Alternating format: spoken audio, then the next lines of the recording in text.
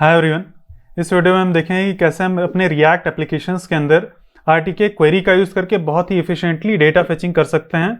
और केवल data fetching ही नहीं, हम कैशिंग कर सकते हैं, ऑप्टिमिस्टिक अपडेट्स कर सकते हैं। ये सब कुछ हम सीखेंगे कि कैशिंग क्या होती है, ऑप्टिमिस्टिक अपडेट्स क्या होते हैं। हम डेटा फेचिंग के अलग अलग स्टेट्स को भी हैंडल कर सकते हैं, जैसे कि लोडिंग स्टेट, एरर स्टेट।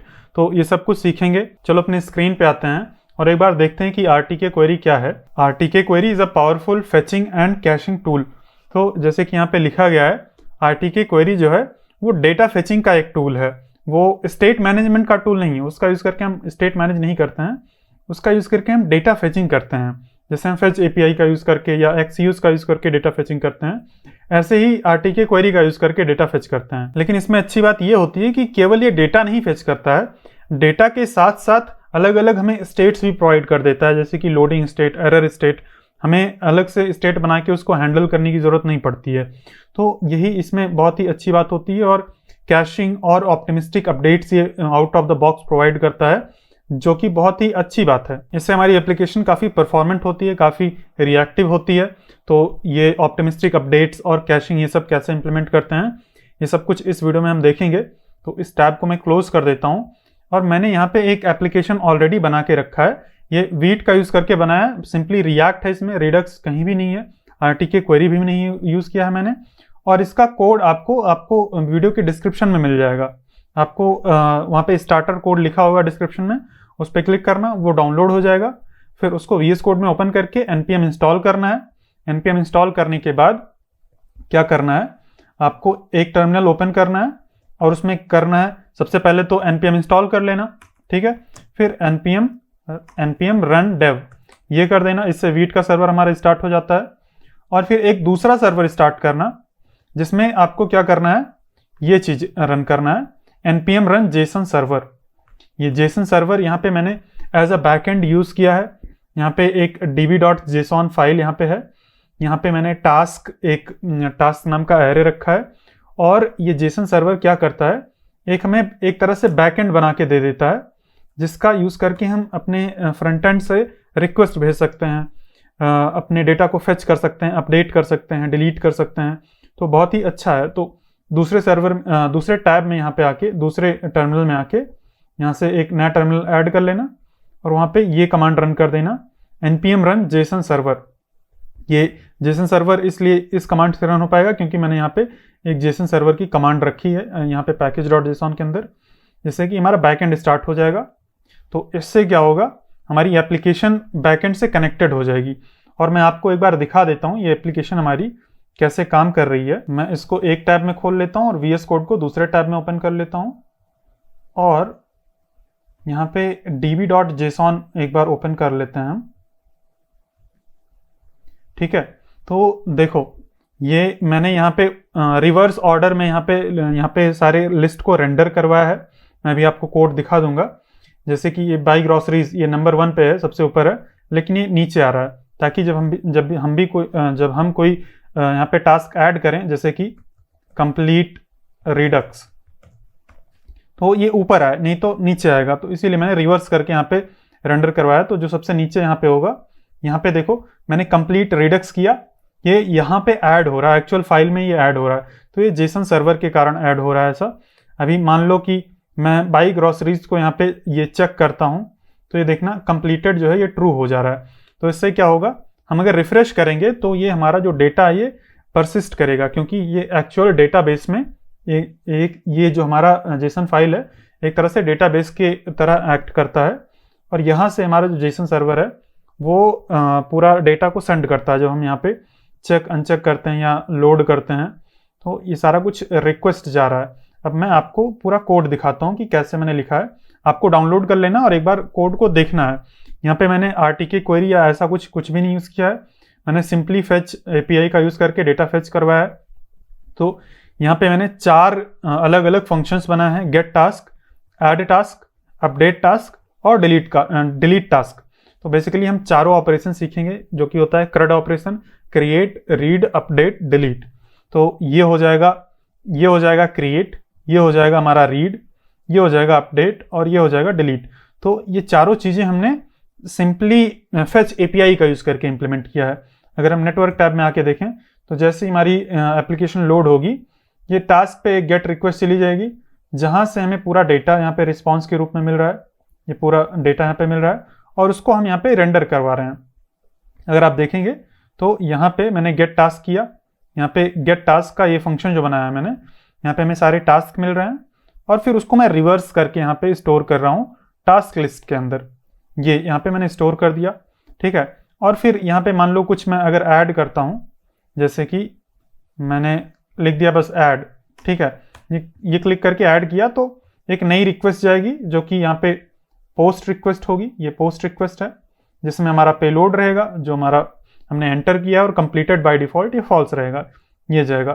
तो यहाँ पे ऐड टास्क वाला फंक्शन कॉल होगा जब भी ये फॉर्म सबमिट होगा। यहाँ पे मैंने एक फॉर्म बनाया है, ठीक है।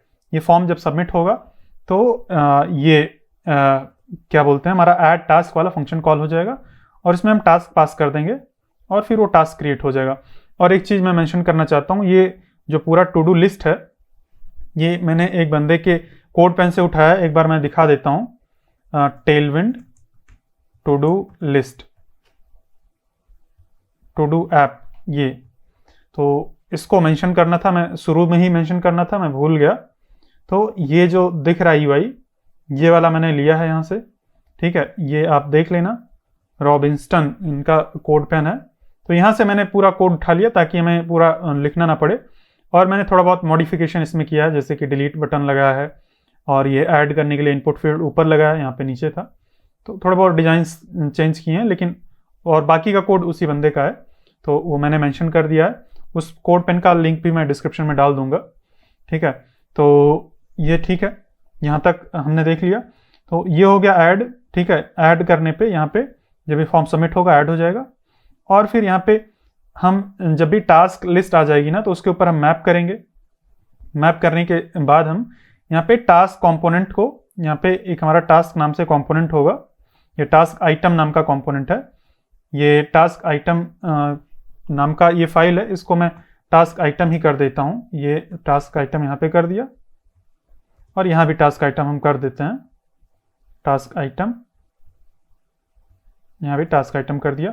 तो टास्क आइटम नाम का कंपोनेंट है, इसके अंदर हम अपडेट और डिलीट नाम का ये दोनों फंक्शन पास कर दे रहे हैं, क्योंकि हम इस टास्क आइटम के अंदर ये अपडेट कर रहे हैं कंप्लीटेड वाली चीज़ और ये डिलीट कर रहे हैं। तो सब कुछ सही चल रहा है। आप इस कंपोनेंट के अंदर भी आके देख लें क्या कोड लिखा है, ज़्यादा कोड नहीं है, बस यहाँ पे इसको कॉल कर दे रहे हैं डिलीट को आईडी पास करके, और यहाँ पे अपडेट को पास कर दे रहे हैं, इसको कंप्लीटेड को उसको अगर ट्रू है तो फॉल्स, फॉल्स है तो ट्रू, ऐसा इन्वर्स करके इसको हम पास कर दे रहे हैं।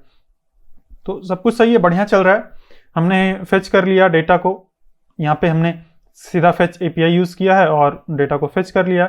लेकिन यहाँ पे हमने, आप अगर यहाँ पे देखेंगे तो लोडिंग के लिए मैंने एक अलग स्टेट बनाया है, इज एरर नाम का एक अलग स्टेट बनाया है। एक्चुअल एरर जब आ जाएगी तो एक अलग स्टेट बनाया है, वहाँ पे एक्चुअल एरर रहेगी, ठीक है। तो ये सारी अलग अलग हमें स्टेट्स बनाने पड़े हैं।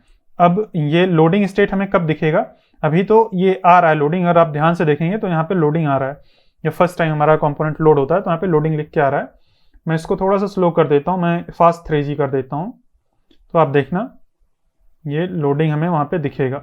ये लोडिंग कुछ देर के लिए दिखा, और अगर और भी स्लो कर दूँ, स्लो, ठीक है, तो ये लोडिंग स्टेट हमें दिख रहा है, ठीक है। ये कुछ ज़्यादा ही स्लो हो गया, कोई नहीं, आने दो। देखो ये लोडिंग हमें दिख रहा है। तो लोडिंग स्टेट हमें अलग से बनानी पड़ी है और इसको हम ट्रू कर रहे हैं जब भी हम डेटा फेच कर रहे हैं। तो फेच करने से जस्ट पहले हम ट्रू कर रहे हैं और जब भी रिस्पॉन्स आ जाएगा तो हम उसको फॉल्स कर रहे हैं ताकि हमेशा लोडिंग ना दिखता रहे। और यहाँ पे कंडीशनल रेंडरिंग हमने किया है लोडिंग के अकॉर्डिंग। अगर कोई एरर आ जाती है तो एरर के लिए हमने अलग से स्टेट बनाई है और यहाँ पे एरर मैसेज हमने दिखाया है। तो एरर कैसे आएगी, अभी तो हमारे इसमें एरर नहीं आएगी। मैं इसको फास्ट कर देता हूँ नॉर्मल, और मैं एरर लाने के लिए लोकल होस्ट को लोकल होस्ट्स कर देता हूँ। तो अभी देखना आप, ये लोडिंग हो रहा है और ये आ गया फेल्ड टू फेच, एरर आ गई, ठीक है। तो कुछ देर तक हमें लोडिंग दिख रहा है, जब तक वो लोड करने की कोशिश कर रहा था, लेकिन जब एरर आ गई तो उसने एरर दिखा दिया कि फेल्ड टू फेच, कोई एरर मतलब कोई डेटा यहाँ पे नहीं है। तो यहाँ पे मैंने ये, अगर इज एरर है तो यहाँ पे हम एरर डॉट मैसेज यहाँ पे दिखा रहे हैं। अगर मान लो मैसेज नहीं है तो समथिंग वेंट रॉन्ग ऐसा दिखा देंगे। तो कुछ इस तरह से हमने अलग अलग केसेस को हैंडल किया है। सही ये काम कर रहा है, लेकिन हमें अलग अलग करना पड़ा, तो इतना भी कोई दिक्कत नहीं है, सही है। लेकिन दिक्कत कहाँ होगी, यहाँ पे मैं आपको दिखाता हूँ दिक्कत कब हमें होती है। मान लो यूजर का नेटवर्क काफी स्लो है, ठीक है, मैं स्लो 3G कर देता हूँ, स्लो 3G कर दिया हमने। अभी मैं यहाँ पे देखो इसको अनचेक करूंगा, देखो मैंने अनचेक कर दिया, यहाँ पे रिक्वेस्ट चली गई, लेकिन अभी भी वो इतनी देर बाद देखो जाके वो अनचेक हुआ। ऐसा क्यों हो रहा है?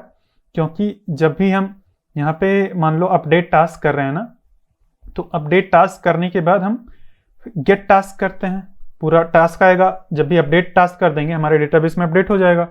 और यहाँ पे अवेट इसलिए लगा है कि ये जब रिक्वेस्ट सक्सेस हो जाए उसके बाद में यहाँ पे आए, तो जब हमारा बैकएंड में डेटा अपडेट हो जाएगा यहाँ पे, तो उसके बाद हम गेट टास्क करेंगे। और गेट टास्क के अंदर हमने क्या किया है, यहाँ पे हमें टास्क मिल रहा है, फिर हम टास्क को सेट टास्क लिस्ट के अंदर सेट करते हैं रिवर्स करके। तो बेसिकली हम हर एक अपडेट पे हम डेटा फेच कर रहे हैं, और डेटा फेच करने के बाद जो भी डेटा आता है उसको हम यहाँ पे रेंडर करवा रहे हैं, यहाँ पे दिखा रहे हैं।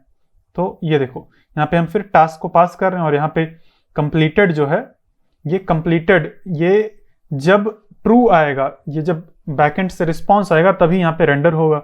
तो ये देखो कितना देर यहाँ पे टाइम लग रहा है। ऐसे डिलीट के केस में देखो मैंने डिलीट कर दिया, लेकिन इतना देर लग रहा है। अगर नेटवर्क स्लो रहेगा तो इतनी देर बाद ये डिलीट होगा।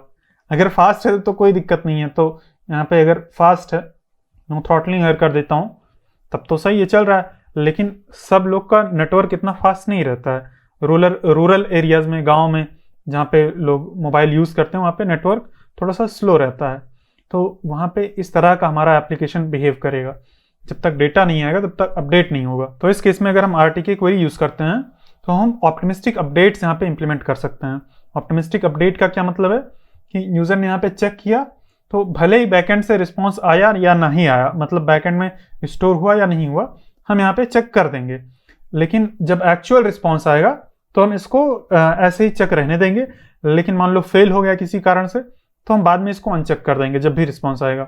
तो वो यूज़र फ्रेंडली होता है, थोड़ा सा सही रहता है। अभी जैसे कि मान लो मैंने यहाँ पे मल्टीपल टास्क ऐड कर लिया, और मैं मान लो इसको जल्दी जल्दी डिलीट करना चाहता हूँ सबको। मैंने ये डिलीट किया, तो अभी ये डिलीट हो रहा है, अभी सब कुछ सही चल रहा है। लेकिन अभी मैं एक बार फिर से ऐड कर देता हूँ और नेटवर्क स्लो कर देता हूँ। नेटवर्क अगर स्लो हो जाएगा तो मैं देखो, ये मैंने एक डिलीट किया, फिर दूसरा डिलीट किया, ये उसी पे क्लिक हुआ। देखो इतनी देर बाद डिलीट हुआ और एक ही डिलीट हुआ। मैं मान लो तीनों डिलीट करूँ तो तीनों डिलीट नहीं होगा। ये मतलब बार बार मुझे यहाँ पे अलग अलग जाके डिलीट करना पड़ेगा। तो ये दिक्कत हो जाती है। मैं जो यूज़र है वो फास्ट काम नहीं कर पाता। मान लो उसको जल्दी जल्दी डिलीट करना है सारी चीज़ें, तो डिलीट नहीं कर पाएगा वो। उसको या तो अलग अलग यहाँ पे जाके इस तरह से डिलीट अगर करेगा तो हो जाएगा, इस तरह से अगर डिलीट करेगा। लेकिन फिर भी आप देखो कितना स्लो होता है काम। तो ये दिक्कत होती है यहाँ पे। ये पेसिमिस्टिक अपडेट इसको बोलते हैं। पेसिमिस्टिक मतलब ऑप्टिमिस्टिक का उल्टा होता है पेसिमिस्टिक, मतलब जब हमारा डेटा आएगा तब हम इसको अपडेट करेंगे। एज सिंपल एज दैट, ठीक है। तो ये चीज़ें हम RTK क्वेरी जब यूज़ करेंगे तो हम ऑप्टिमिस्टिक अपडेट करके इसको हम फिक्स कर देंगे। और दूसरा चीज़ यहाँ पे एक और इशू है। इशू ये है, मैंने यहाँ पे रिफ्रेश बटन दबा दिया, थोड़ा सा टाइम लगेगा, कोई बात नहीं, रिफ्रेश होने देते हैं। ये लोडिंग हो रहा है, ठीक है। अब देखो मान लो यूज़र का नेटवर्क स्लो है, और यहाँ पे मैंने एक कॉन्टैक्ट पेज बनाया है। आपको अगर दिख रहा हो तो यहाँ पे मैंने एक कॉन्टैक्ट पेज बनाया है। हालांकि यहाँ पे ज़रूरत नहीं है कोई, बस एक चीज़ समझाने के लिए, कैशिंग समझाने के लिए मैंने यहाँ पे कॉन्टैक्ट पेज बनाया है। तो मैं इसको अगर ओपन करता हूँ, मैं कॉन्टैक्ट पेज पे पहुँच गया। लेकिन अगर मैं बैक जाता हूँ तो देखो ये फिर से लोडिंग होने लगा। लोडिंग फिर से यहाँ पे हालांकि होने की ज़रूरत नहीं है, क्योंकि ऑलरेडी हमारा डेटा फेच हो चुका है। ऑलरेडी जब हम इस पेज पे थे, होम पेज पे जब थे, तो हमने ऑलरेडी डेटा फेच कर लिया था। लेकिन कॉन्टैक्ट पेज पे जाने के बाद जब हम दोबारा से वापस आते हैं तो डेटा फेचिंग दोबारा से स्टार्ट हो जाती है, क्योंकि हम यहाँ पे यूज़ इफेक्ट के अंदर डेटा फेच कर रहे हैं। यहाँ पे कैशिंग अगर हमें इंप्लीमेंट करना होगा तो काफ़ी मुश्किल होगी। यहाँ पे देखो, यहाँ पे यूज़ इफेक्ट के अंदर हम ये गेट टास्क करते हैं, तो इसीलिए हमें लोडिंग दिखता है और दोबारा से डेटा फेचिंग होती है। तो इस पर्टिकुलर केस में जो RTK क्वेरी है वो out of the box automatic वो हमें कैशिंग प्रोवाइड कर देता है। मतलब कि अगर हम दूसरे पेज से जाके अगर किसी उस पेज पे आते हैं जहाँ पे डेटा ऑलरेडी फेच्ड है तो दोबारा से डेटा फेचिंग नहीं होगी। तो ये बहुत ही अच्छी बात होती है आरटी की क्वेरी की। तो अब इतनी सारी चीज़ें देख ली हमने देख लिया कि हमारे एप्लीकेशन में क्या क्या कमियां हैं, क्या क्या दिक्कतें हैं। तो ये सारी चीज़ें हम फिक्स करेंगे एक एक करके आरटी के क्वेरी का यूज़ करके। अभी तक हमने एक भी लाइन का, इतना देर हो गया, कोड नहीं लिखा आरटी के क्वेरी का। चलो आरटी के क्वेरी को हम इंस्टॉल करते हैं। अब आरटी के क्वेरी को इंस्टॉल करने के लिए हमें अलग से कोई लाइब्रेरी नहीं मिलती आरटी की क्वेरी की। आरटी के क्वेरी लाइब्रेरी जो होती है वो हमें रेडक्स टूलकिट के अंदर ही मिलती है। तो हम करेंगे npm i redux.js/toolkit, ये कर देंगे। इसी redux toolkit लाइब्रेरी से हमें RTK क्वेरी वाली लाइब्रेरी भी मिलती है। तो हम अपना सर्वर स्टार्ट करेंगे, npm run dev, ये कर देते हैं। अब अगर हमें RTK क्वेरी यूज करना है तो हम एक फाइल में अपना जो RTK क्वेरी का कोड है वो एक अलग फाइल में लिखते हैं। हो सकता है किसी फोल्डर में रख सकें, हम चाहे तो सर्विसेज नाम का फोल्डर बना सकते हैं, उसके अंदर रख देते हैं। तो मैं ऐसे ही बाहर रख देता हूँ। मैं नाम दे देता हूँ इसका API slice.js, ये हमने रख दिया। और जो RTK क्वेरी है वो हमें एक फंक्शन प्रोवाइड करता है जिसका नाम होता है create API। अभी यहाँ पे सजेशन नहीं आ रहा है तो हमें मैन्युअली इंपोर्ट करना पड़ेगा create API को। import create API from redux.js/toolkit/query/react। हमें इस जगह से, अगर हमें रिएक्ट के अंदर RTK क्वेरी यूज करना है तो हमें रिएक्ट के अंदर से इंपोर्ट करना होता है, नहीं तो हम नॉर्मली यहाँ से क्वेरी से भी इंपोर्ट कर सकते हैं। तो ये हम रिएक्ट के अंदर क्योंकि यूज कर रहे हैं RTK क्वेरी, तो query/react यहाँ से हम इंपोर्ट करेंगे। तो इस create API फंक्शन को जब हम कॉल करते हैं, इसका सिंटैक्स थोड़ा सा नया रहेगा तो आपको सीखने में थोड़ा सा याद करना पड़ेगा, एक तरीके से थोड़ा सा प्रैक्टिस करनी पड़ेगी। तो बाद में जैसे से आप करेंगे धीरे धीरे तो याद हो जाएगा। हम यहाँ पे करेंगे create API फंक्शन को कॉल, और ये जो फंक्शन है ये ऑप्शंस नाम का एक ऑब्जेक्ट लेता है। इस ऑब्जेक्ट के अंदर एक बेस क्वेरी नाम की होती है, और बेस क्वेरी के अंदर हम एक फेच बेस क्वेरी, ये फेच बेस क्वेरी नाम का एक फंक्शन हम यहाँ पे डालते हैं। और ये फेच बेस क्वेरी वाला फंक्शन भी सेम लाइब्रेरी से आता है, सेम जगह से ये ऑटोमेटिक इंपोर्ट हो जाएगा। अगर ऑटोमेटिक नहीं इंपोर्ट होता है तो आप यहाँ पे ऐड कर देना। तो ये क्या लेता है, ये एक ऑब्जेक्ट लेता है जिसके अंदर हम बेस URL डालते हैं। अभी बेस URL क्या होगा, बेस URL वही URL होगा जो हमने यहाँ पे एज ए बेस URL लिया है। तो हम इसको यहाँ पे कॉपी करके इधर पेस्ट कर देते हैं। बेस URL ये हमारा हो गया। ये एक चीज ले लिया इसने, बेस क्वेरी। इसके बाद हम यहाँ पे एक और चीज डालते हैं जिसका नाम है एंड पॉइंट्स। ये हम यहाँ पे एंड पॉइंट्स अपने डिफाइन करेंगे कि किस किस अलग अलग एंड पॉइंट पे हमें रिक्वेस्ट भेजनी है। ये हमने कर दिया। ये एक फंक्शन होता है जिसके अंदर हमें बिल्डर नाम का एक ऑब्जेक्ट मिलता है, और यहाँ से हम रिटर्न करते हैं एक ऑब्जेक्ट जिसके अंदर हम अपना अलग अलग एंड पॉइंट डिफाइन करेंगे। अब जैसे कि मान लो हमें एक हमें एक एंड पॉइंट डिफाइन करना है गेट टास्क, ये तो ये हम करेंगे। अब यहाँ पे हम करेंगे builder.query, हमें ये करना है। और क्वेरी के अंदर हमें फिर से एक ऑब्जेक्ट पास करना है जिसके अंदर एक और की होगी क्वेरी, और ये होगा एक कॉलबैक फंक्शन जो कि रिटर्न करेगा जिस पर्टिकुलर URL पे हमें रिक्वेस्ट भेजनी है। तो जैसे कि इस केस में हमें टास्क URL पे हमें रिक्वेस्ट भेजनी है। यहाँ पे आके देख लेंगे गेट टास्क में हम टास्क URL पे रिक्वेस्ट भेज रहे हैं, तो ये ऑटोमेटिक यहाँ पे रिक्वेस्ट भेज देगा। ये बेस URL को कंबाइन करेगा, यहाँ से बेस URL उठा लेगा और फिर यहाँ से ये क्वेरी वाला URL उठा के ये पूरे URL पे रिक्वेस्ट भेजेगा। अब ये क्या करता है, ये एक तरह से एक ऑब्जेक्ट रिटर्न करता है, हम बोल सकते हैं, जिसको हम एक वेरिएबल में स्टोर कर सकते हैं, और इसको हम यहाँ से एक्सपोर्ट कर देंगे, ये कर देंगे, ठीक है। और इसके साथ साथ ये एक हुक क्रिएट करता है।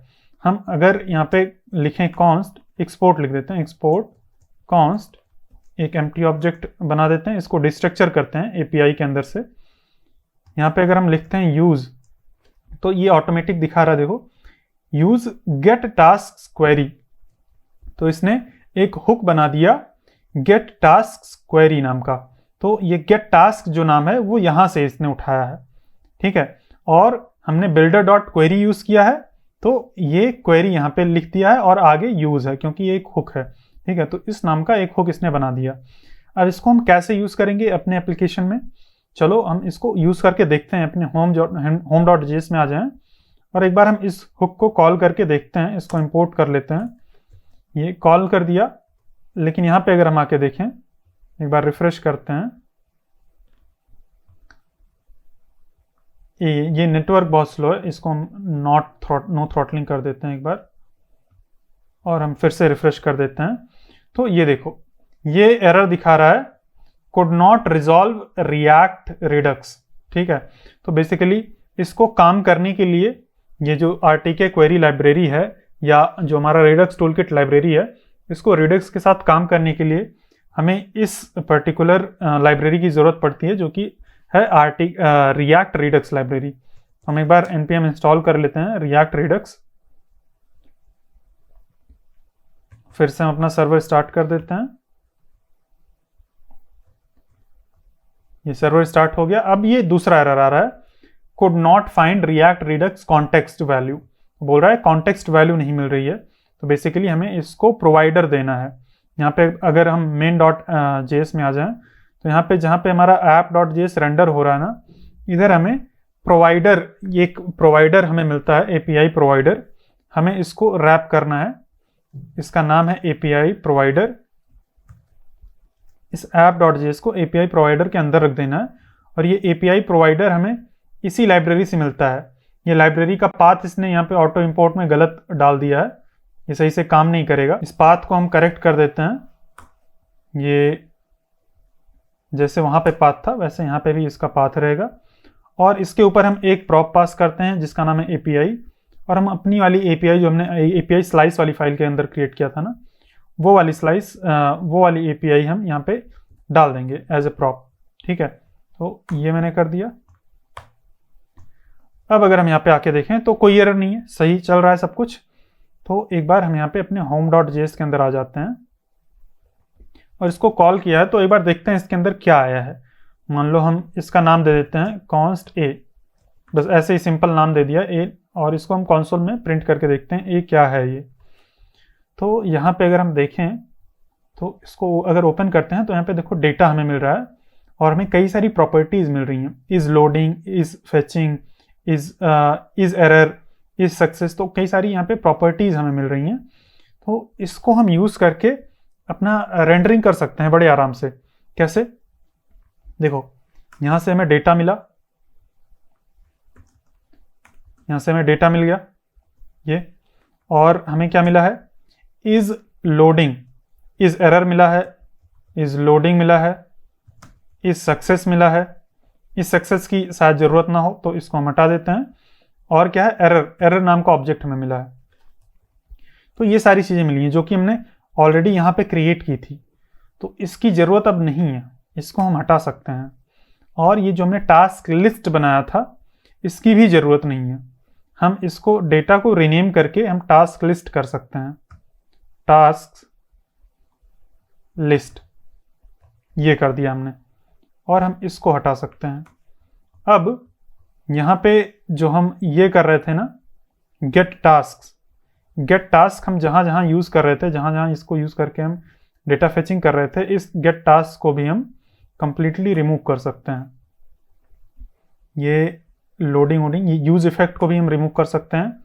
गेट टास्क जहाँ जहाँ यूज़ कर रहे हैं उसको हम हटा देंगे, ये हो गया।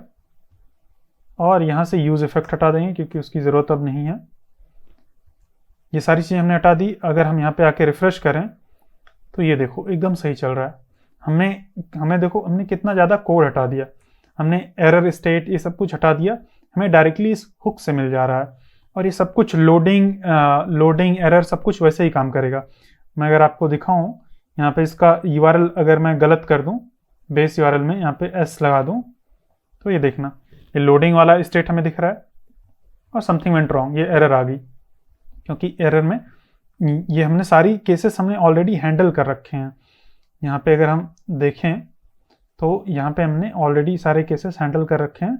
इज एरर, ये देखो इज लोडिंग, इज एरर, और यहाँ पे एरर डॉट मैसेज इसको नहीं मिला होगा, इसीलिए यहाँ पे समथिंग वेंट रॉन्ग यहाँ पे दिख रहा है। तो सही है, देखो कितना सही से काम कर रहा है। एक बार हम देख लेते हैं यहाँ पे एरर के अंदर क्या है। console.log एरर, अगर एरर आ जाएगी तो एरर के अंदर क्या रहेगा, ये एरर डॉट एरर है, ठीक है। तो यहाँ पे अगर हमें दिखाना है तो एरर डॉट मैसेज की जगह पे एरर डॉट एरर करना पड़ेगा। कहाँ गया, यहाँ पे नीचे हमने लिखा था एरर डॉट एरर। तो यहाँ पे हमें एक्चुअल मैसेज मिलेगा फेल्ड टू फेच, ये वाली एरर। नहीं तो हमें समथिंग वेंट रॉन्ग दिख रहा था, वो भी ठीक था, लेकिन यहाँ पे एक्चुअल एरर हमें दिखेगी किस रीज़न से फेल हुआ। तो ये हमने एक हुक बना लिया।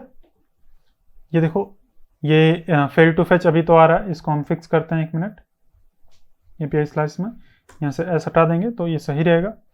अब ये देखो, इसमें क्या एक अच्छी बात है कि अगर हम कॉन्टैक्ट पेज पे जाते हैं, मान लो हम इसको नेटवर्क को थ्रॉटल कर देते हैं, एकदम स्लो 3G कर देते हैं, ये कर दिया, हम कॉन्टैक्ट पेज पे जाते हैं और फिर से हम वापस आते हैं, देखो दोबारा से लोड ही नहीं हुआ, क्योंकि हम यूज़ इफेक्ट के अंदर इसको नहीं फेच कर रहे हैं। ये हमने यूज़ इफेक्ट के अंदर नहीं किया क्योंकि ये हम यहाँ पे हुक यूज़ कर रहे हैं और बिहाइंड द सीन्स ये कैशिंग करता है। तो ये एक अच्छी बात होती है। देखो, हमने कैशिंग ऑटोमेटिकली यहाँ पे by default out of the box मिलती है। हम किसी भी पेज पे जाएं, अगर वापस आएंगे तो डेटा दोबारा से नहीं फेच होगा। डेटा दोबारा से तभी फेच होगा जब कोई चेंज होगा। अभी यहाँ पे हम अपडेट, डिलीट और ये सारी चीज़ें यहाँ पे इम्प्लीमेंट करेंगे। और जो गेट वाली रिक्वेस्ट होती है उसको बोलते हैं क्वेरी, और गेट के अलावा बाकी सारी जो रिक्वेस्ट होती हैं उसको बोलते हैं म्यूटेशन यहाँ पे। तो अभी मान लो हमें अपडेट वाला यहाँ पे अपडेट टास्क करना है या ऐड टास्क सबसे पहले करना है। ऐड टास्क वाला फंक्शन अगर हमें यहाँ पे बनाना है तो हमें यहाँ पे करना पड़ेगा ऐड टास्क और बिल्डर डॉट म्यूटेशन यहाँ पे लिखना पड़ेगा, क्योंकि हम यहाँ पे डेटा गेट नहीं कर रहे हैं, डेटा हम भेज रहे हैं, पोस्ट कर रहे हैं। तो इसको म्यूटेशन करना है और इसके अंदर हमें क्वेरी डालनी है। यहाँ पे म्यूटेशन के अंदर जो एक्चुअल वो चीज़ है उसको हमें क्वेरी ही लिखना है, जो हमें जिस URL पे हमें रिक्वेस्ट भेजनी है उसको हमें क्वेरी ही लिखना है। क्वेरी कर दिया और यहाँ पे हमें इस क्वेरी के अंदर हमें एक टास्क मिलेगा, यहाँ पे टास्क नाम का ऑब्जेक्ट रहेगा और यहाँ से हम रिटर्न करेंगे एक ऑब्जेक्ट। इस ऑब्जेक्ट के अंदर रहेगा URL, एक URL हो जाएगा इसके अंदर, और URL क्या रहेगा, /tasks, ये URL हो जाएगा। और मेथड होगा, यहाँ पे मेथड हो जाएगा पोस्ट,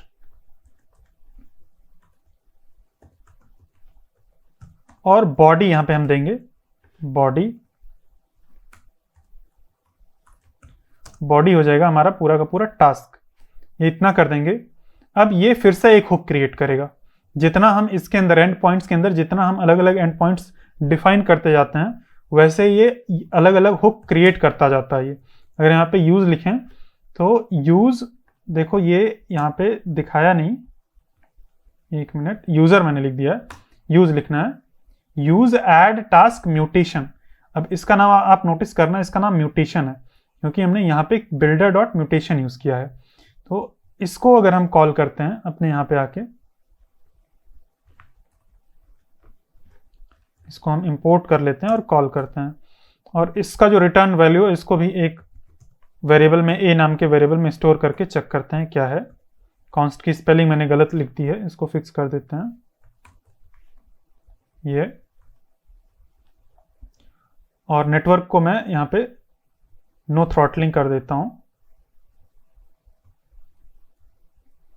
तो ये देखो, ये एक एरे रिटर्न कर रहा है। इस एरे के अंदर एक तो फंक्शन है, दूसरा एक ऑब्जेक्ट है। इस ऑब्जेक्ट के अंदर इज लोडिंग, इज सक्सेस, ये सब कुछ है। यहाँ पे इज एरर, तो मान लो अगर रिक्वेस्ट फेल हो जाती है तो यहाँ से सारी प्रॉपर्टीज एक्सेस कर सकते हैं कि एरर आ गया तो कुछ हमें दिखाना है, तो ये सब एक्सेस कर सकते हैं। यहाँ पे अभी हमें इस पर्टिकुलर केस में इस फंक्शन की ज़रूरत है। ये फंक्शन का नाम हम देंगे ऐड टास्क। ये वही वाला फंक्शन है जैसे कि यहाँ पे हमने दिया था ना, तो ये ऐड टास्क हो जाएगा और इसको हम डिस्ट्रक्चर कर लेंगे। ये फर्स्ट जो ऑप्शन है ना, ये ऐड टास्क वाला फंक्शन है, तो इसको हमने डिस्ट्रक्चर कर लिया। ये हमने देखा कि ये एक एरे था जिसमें 2 चीज़ें थी, एक ऑब्जेक्ट था, एक फंक्शन था। पहले फंक्शन था तो ये पहला वाला जो वैल्यू है वो डिस्ट्रक्चर करके हमने यहाँ पे स्टोर कर लिया। अब अगर हम देखेंगे, रिफ्रेश करते हैं, तो ऐड टास्क में अगर हम कुछ यहाँ पे ऐड करें, मान लो कि हम यहाँ पे ऐड करते हैं हाय, ऐसे ही ये ऐड करके हमने एंटर कर दिया, तो ये अगर हम नेटवर्क टैब में आके देखें तो ये देखो ये क्रिएटेड आ रहा है, पोस्ट रिक्वेस्ट गई है, लेकिन हमारे यहाँ पे यूआई पे रिफ्लेक्ट नहीं हुआ क्योंकि हमने दोबारा से फेच ही नहीं किया। तो हम एक काम कर सकते हैं कि ये एक जो हमारा यूज गेट टास्क क्वेरी है, ये एक रीफेच नाम से फंक्शन हमें प्रोवाइड करता है। तो जब जब ऐड टास्क हो, देखो अभी मैंने यहाँ पे अभी भी यहाँ पे दिख नहीं रहा है, लेकिन अगर मैं रिफ्रेश करता हूँ तो ये देखो हाई आ गया है और ये नीचे आ रहा है क्योंकि हमने ऑर्डर को रिवर्स नहीं किया है।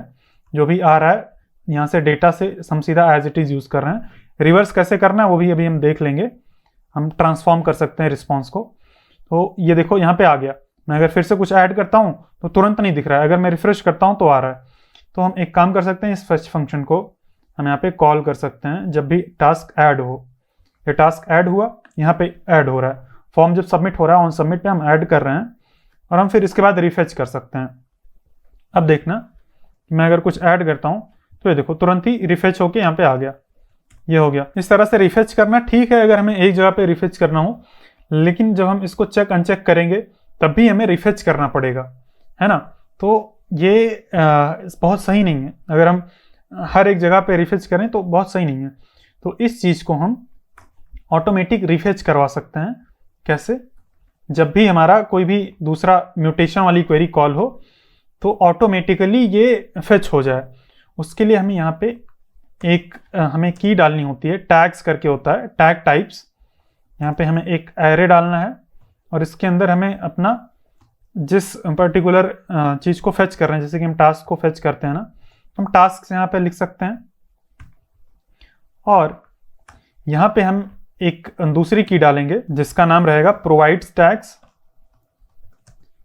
और यहाँ पे हम टास्क डाल देंगे और यहाँ पे हम जहाँ पे म्यूटेशन कर रहे हैं वहाँ पे हम एक की डालेंगे। ये फंक्शन जहाँ पे ख़त्म हो रहा है क्वेरी वाला, यहाँ पे हम डालेंगे इनवैलिडेट टैग्स और यहाँ पे हम टास्क डाल देंगे। तो ये करने से कुछ इस तरह से हो रहा है कि जब भी ये पर्टिकुलर म्यूटेशन वाली क्वेरी जब भी कॉल हो तो इस पर्टिकुलर गेट क्वेरी को फिर से फायर कर दो। बेसिकली कुछ इस तरह से हम बोल सकते हैं यहाँ पे। तो इतना अगर हम दे देंगे तो आप देखना क्या होगा।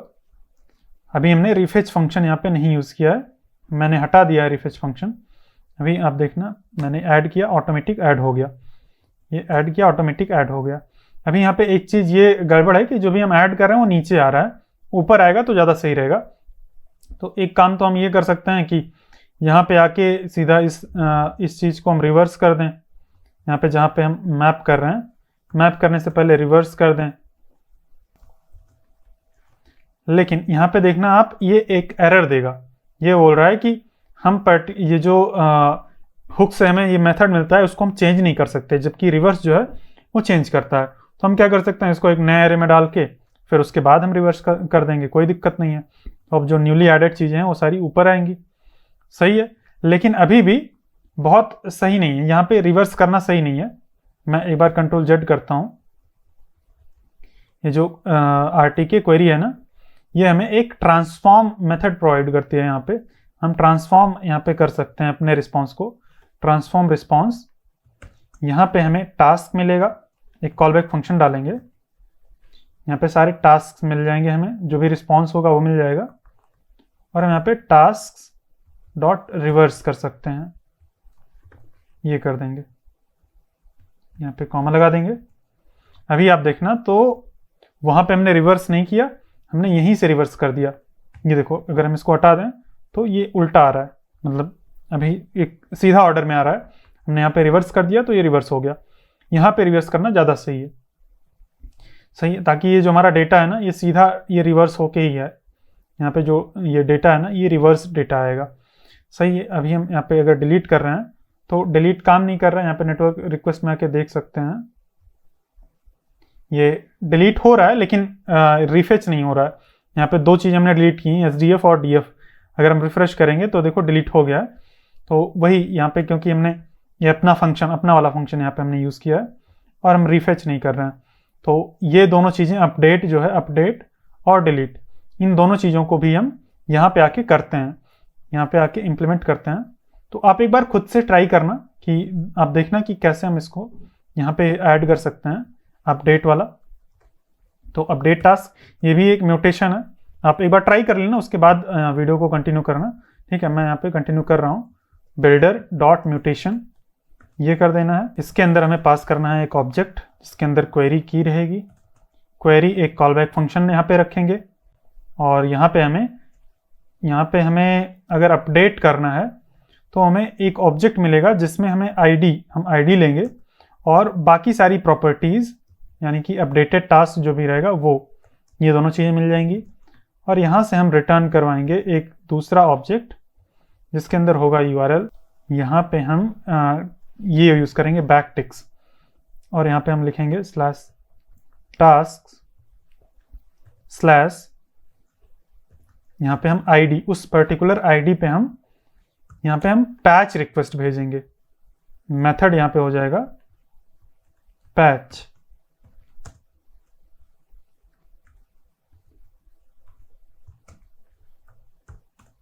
अगर हम यहाँ पे आके देखें तो ये देखो पैच रिक्वेस्ट इसके अंदर होगा।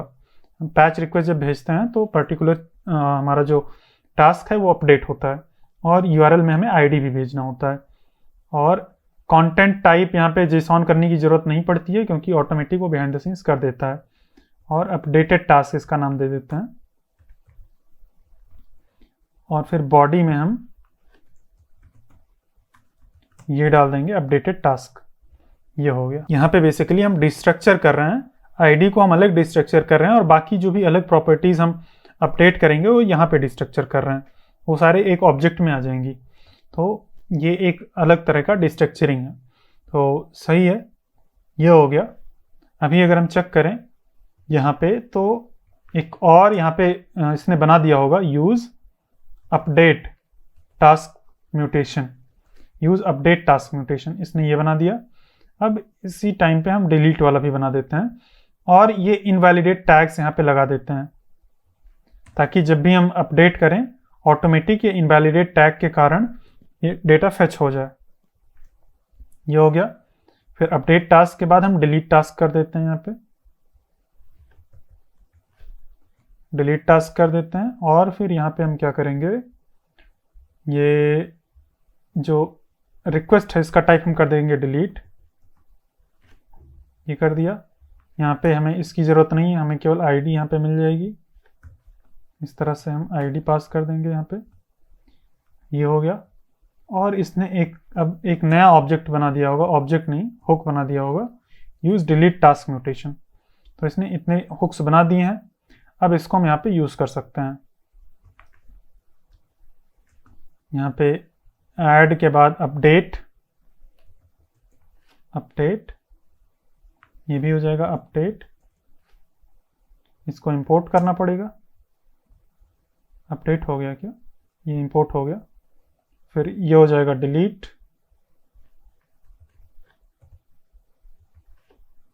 इसको भी इंपोर्ट कर लेंगे, यहाँ भी चेंज करके कर देंगे डिलीट।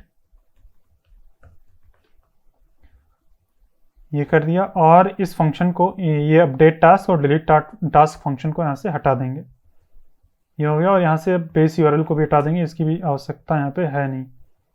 सही है। अभी अगर हम सेव करें और डिलीट करें, ये देखो एकदम सही चल रहा है, एकदम मस्त। हमने RTK क्वेरी का यूज़ करके CRUD एप्लीकेशन बना लिया, CRUD ऑपरेशन परफॉर्म कर दिया।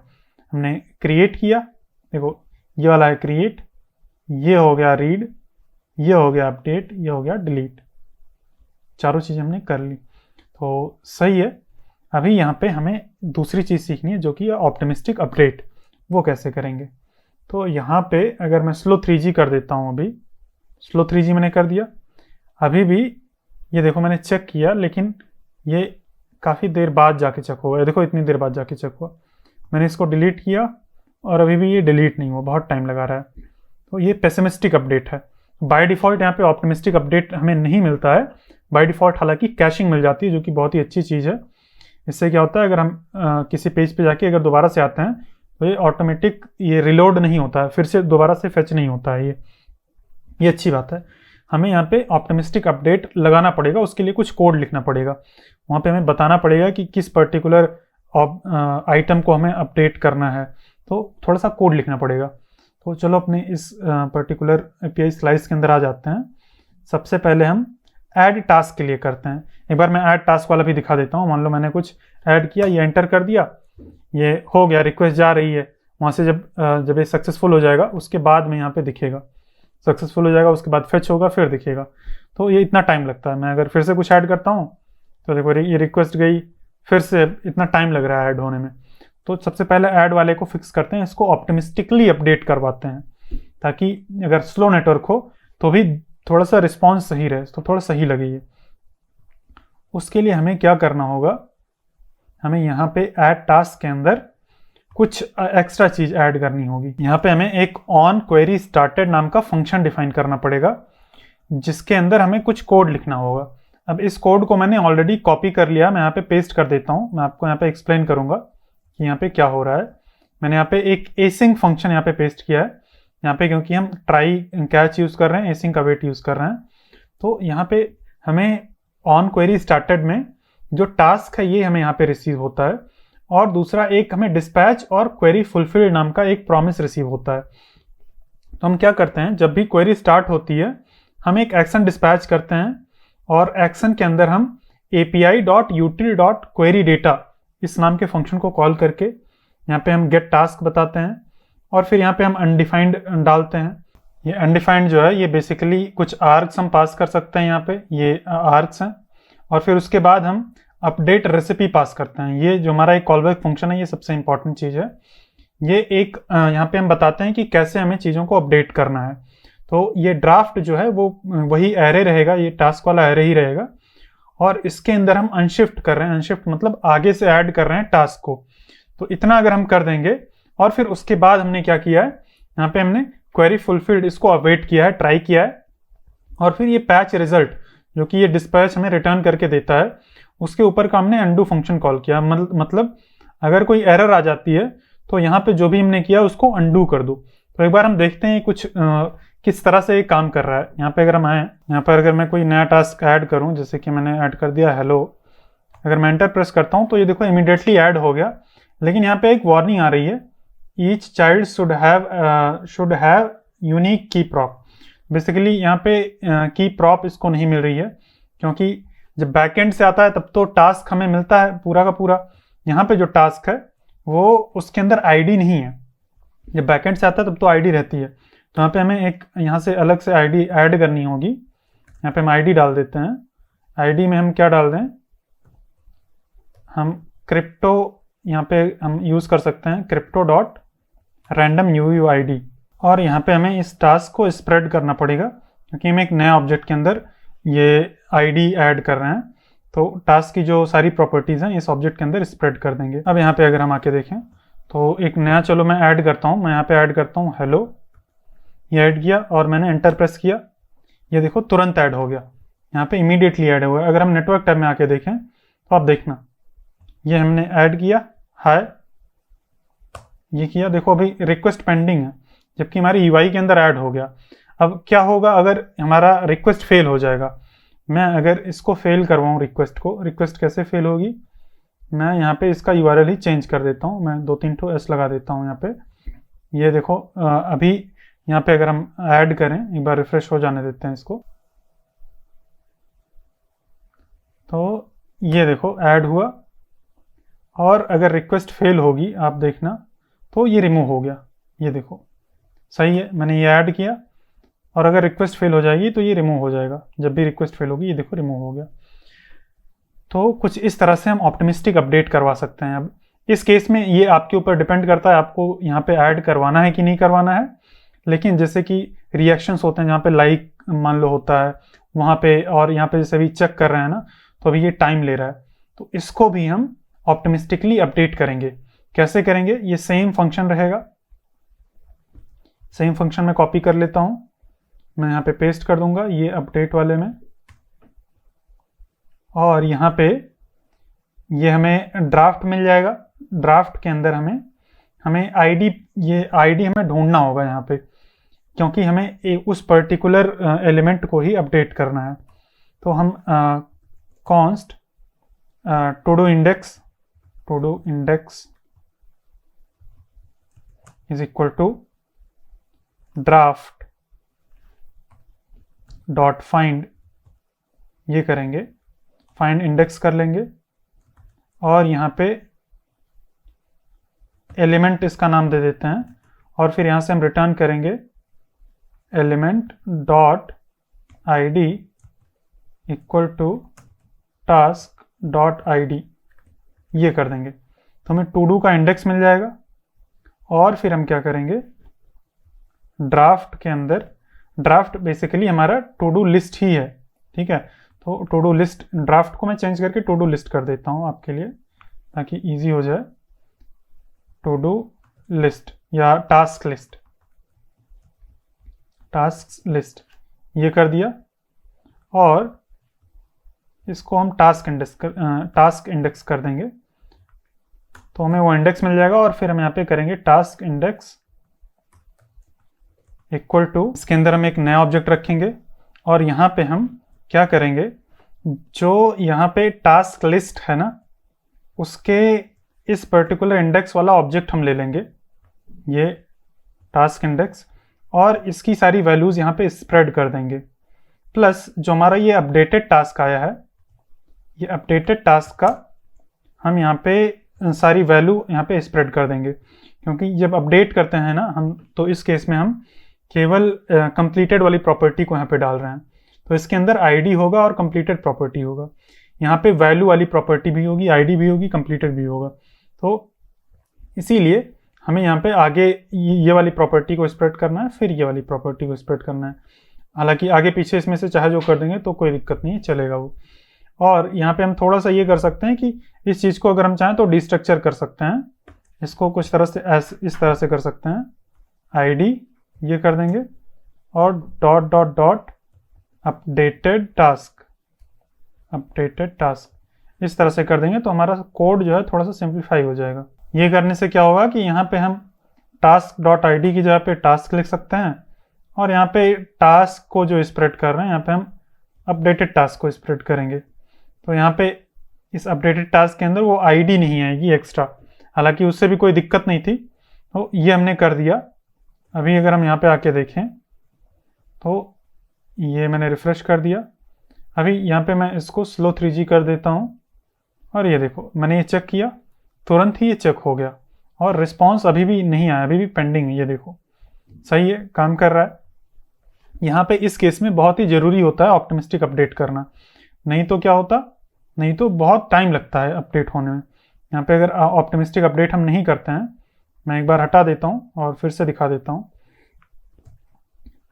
मैंने हटा दिया, अभी ये मेरा कोड रिलोड हो जाएगा। तो ये यूज़र को फीडबैक नहीं मिलता है, उसको लगता है कि उसने सही से क्लिक ही नहीं किया। वो जैसे मैंने यहाँ पे क्लिक किया, ये अभी भी चेक लगा है, तो मुझे लगेगा कि मैंने क्लिक ही नहीं किया, मैं दोबारा से क्लिक कर दूंगा तो वो चेक हो गया, फिर से अनचेक हो जाएगा। तो ये बहुत ही सही नहीं है, ये यूज़र को फीडबैक सही से मिलता नहीं है। तो इस केस में हम क्या करेंगे, ऑप्टिमिस्टिक अपडेट यहाँ पे लगा देंगे, ऑन क्वेरी स्टार्टेड, फिर उसके अंदर पूरा लॉजिक लिख देंगे। अगर हमारी रिक्वेस्ट फेल होती है तो वो अनचेक हो जाएगा जब भी एक्चुअल रिक्वेस्ट फेल होगी। तो ये बहुत ही सही होगा। अभी देखो मैंने ये चेक किया, ये तुरंत ही ये चेक हो गया, भले ही अभी रिक्वेस्ट जो है पेंडिंग है, यहाँ पे दिख रही थी कि पेंडिंग है रिक्वेस्ट। ये मैं फिर से करता हूँ, आप देखना, ये भी वो वाली रिक्वेस्ट पेंडिंग है, फिर ये टास्क वाली रिक्वेस्ट पेंडिंग है, ये देखो। तो इतनी देर बाद ये रिक्वेस्ट हमारी फुलफिल होती है, तब भी ये अनचेक मतलब चेक रहता है। ये सही है। अगर मैं इस रिक्वेस्ट को फेल करवाता हूँ, मैं इसका URL चेंज कर देता हूँ, तो देखना किस तरह से हमारी एप्लीकेशन काम करेगी। जैसे यूज़र चेक करेगा वो चेक हो जाएगी, लेकिन जब एरर होगा तो वो हट जाएगा। अभी देखना, ये देखो मैंने चेक कर दिया, ये चेक हो गया। जब भी लेकिन रिक्वेस्ट जब फुलफिल होगी तो ये देखना अनचेक हो गया, ये ऑटोमेटिक। ये देखो ये चेक हो गया था, जैसे यूज़र ने क्लिक किया चेक हो गया, जब रिक्वेस्ट एक्चुअल में आई तो ये फेल हो गया, ये अनचेक हो गया। सही है, एकदम बढ़िया काम कर रहा है। देखो ये चेक हो गया, रिक्वेस्ट जब फेल हुई तो ये अनचेक हो गया। ऐसे ही डिलीट के लिए हम कर सकते हैं। तो इसको मैं फिक्स कर देता हूँ यूआरएल को। इससे क्या होगा कि देखो ज़्यादातर केसेस में नेटवर्क रिक्वेस्ट फेल नहीं होती है, 95% 99% केसेस में रिक्वेस्ट सही रहती है। तो उस केस में यूज़र को जो रिस्पॉन्स है वो इमीडिएटली मिलेगा, हमारी एप्लीकेशन बहुत ही परफॉर्मेंट लगेगी, बहुत ही फास्ट लगेगी, है ना।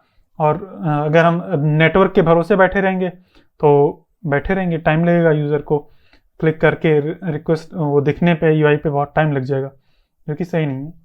तो ये है। अभी हम डिलीट के लिए इस चीज़ को करते हैं इम्प्लीमेंट। ये मैं कॉपी कर लेता हूँ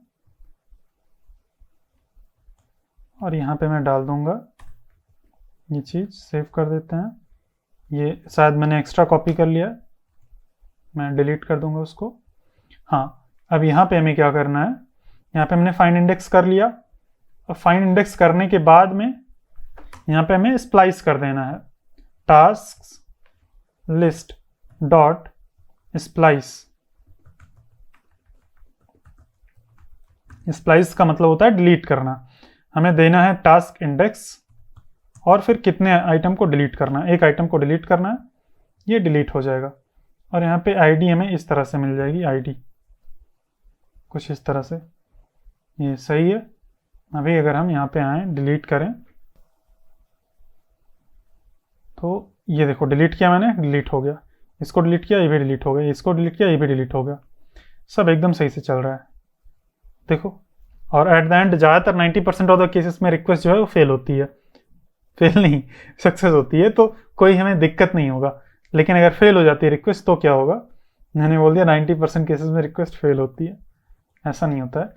अभी हम जानबूझ के इस रिक्वेस्ट को फेल करवाएंगे। अगर हम यहाँ पे आके कुछ आइटम्स को ऐड करें, मैं एक बार ऐड कर देता हूँ। ये 2-3 आइटम्स मैंने ऐड किए, देखो मैं कितना जल्दी जल्दी ऐड कर रहा हूँ। हमारे यूआई पे ये सारा ऐड होता हुआ दिख रहा है, देखो हमारे यूआई पे तुरंत ही ये ऐड होता हुआ दिख रहा है, जबकि रिक्वेस्ट काफ़ी स्लो आएगी। अभी मैं इसको फेल करवाता हूँ। मान लो मैंने इसको डिलीट किया, मैंने डिलीट कर दिया, रिक्वेस्ट फेल हुई तो वो दोबारा से वापस आ जाएगा। देखो मैंने इसको डिलीट किया, रिक्वेस्ट फेल हुई तो दोबारा से वापस आ जाएगा। मैं इसको अगर डिलीट करता हूँ, रिक्वेस्ट फेल हो जाएगी तो दोबारा से वापस आ जाएगा। तो इसको बोलते हैं ऑप्टिमिस्टिक अपडेट। 99% केसेस में जो हमारी रिक्वेस्ट होगी वो सक्सेसफुल होगी और वो ऑप्टिमिस्टिक अपडेट जो है वो सही रहेगी, उसमें कोई दिक्कत नहीं, वापस से उसको लाने की ज़रूरत नहीं पड़ेगी। ये एरर के केस में अगर एरर आ जाएगी तो दोबारा से वापस आ जाएगा।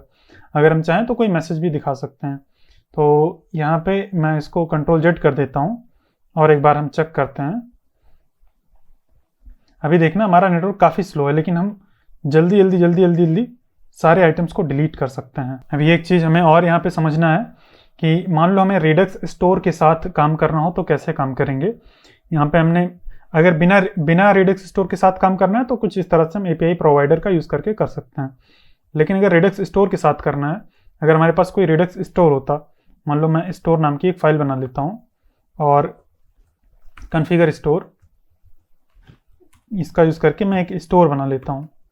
ये मैंने बना लिया और इसके अंदर हम रिड्यूसर देते हैं। आपको पता ही होगा रिड्यूसर एक ऑब्जेक्ट होता है, ये कर दिया।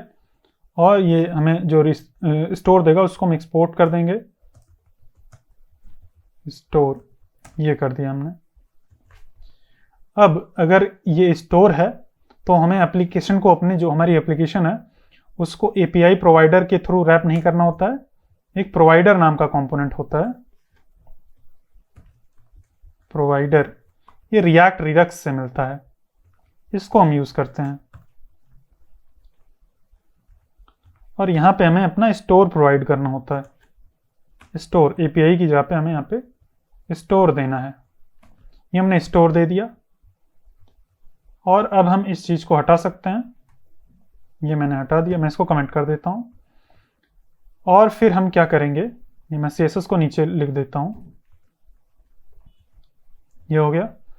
अभी हम यहाँ पे आके देखें, अगर मैं नेटवर्क को थोड़ा फास्ट कर देता हूँ तो ये एरर आ रहा है क्योंकि ये काम नहीं करता है, मतलब अभी हमने सही से कनेक्ट नहीं किया है। तो जो हमारा स्टोर है यहाँ पे हमें एपीआई वाला यहाँ पे वो देना है, रिड्यूसर। तो कैसे देंगे हम, यहाँ पे हम इस तरह से ऑब्जेक्ट नोटेशन यूज़ करेंगे और एपीआई जो हमने क्रिएट किया था एपीआई स्लाइस के अंदर, यहाँ पे इसको हम इंपोर्ट करेंगे। एपीआई डॉट रिड्यूसर पाथ यहाँ पे हम यूज़ करेंगे और यहाँ पे लिखेंगे एपीआई डॉट रिड्यूसर, ये कर देंगे। ठीक है, इतना अगर हम कर देंगे और हम रिफ्रेश करेंगे तो ये देखो अभी भी एक एरर दे रहा है। ये बेसिकली मिडिलवेयर का एरर है, तो हमें यहाँ पे एक और मिडिलवेयर यहाँ पे ऐड करना है। तो यहाँ पे लिखेंगे मिडिलवेयर हमें पता है कैसे ऐड करते हैं, गेट डिफॉल्ट मिडिलवेयर्स, ये कर देंगे और यहाँ से हम रिटर्न करेंगे एक एरे ऑफ मिडिलवेयर। हम स्प्रेड कर देंगे गेट डिफॉल्ट मिडिलवेयर को कॉल करके, ये एक एरे ऑफ मिडिलवेयर्स दे देगा। फिर उसके बाद हमें एपीआई डॉट मिडिलवेयर ये ऐड कर देना है। तो ये ऐड करने से देखो हमारा जो एप्लीकेशन है वो रिडक्स स्टोर से कनेक्टेड हो गया है। अभी अगर हम यहाँ पे आके देखेंगे, हमारा रिडक्स स्टोर है ना, यहाँ पे एपीआई नाम का एक स्लाइस ऑटोमेटिकली बन जाएगा, उसके अंदर हमें क्वेरीज दिखेंगी, ये गेट टास्क वाली क्वेरी, इसके अंदर डेटा दिखेगा। तो ये रिडक्स स्टोर एक तरह से बन जाता है।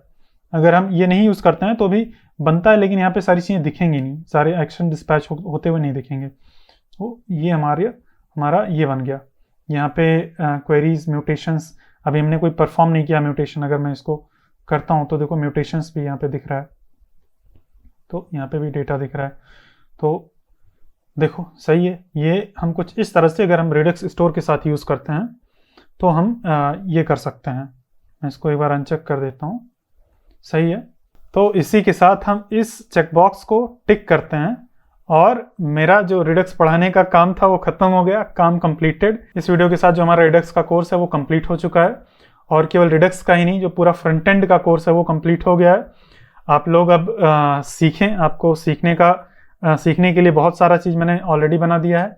आप अपने फ्रेंड्स के साथ शेयर करिए, आपका काम है शेयर करना और सीखना। अगर आपका कोई भी डाउट या कोई भी क्वेश्चन हो तो आप कमेंट में पूछ सकते हैं। मैं उम्मीद करता हूँ कि आपको ये पूरी मेरी फ्रंट एंड की सीरीज़ काफ़ी अच्छी लगी होगी।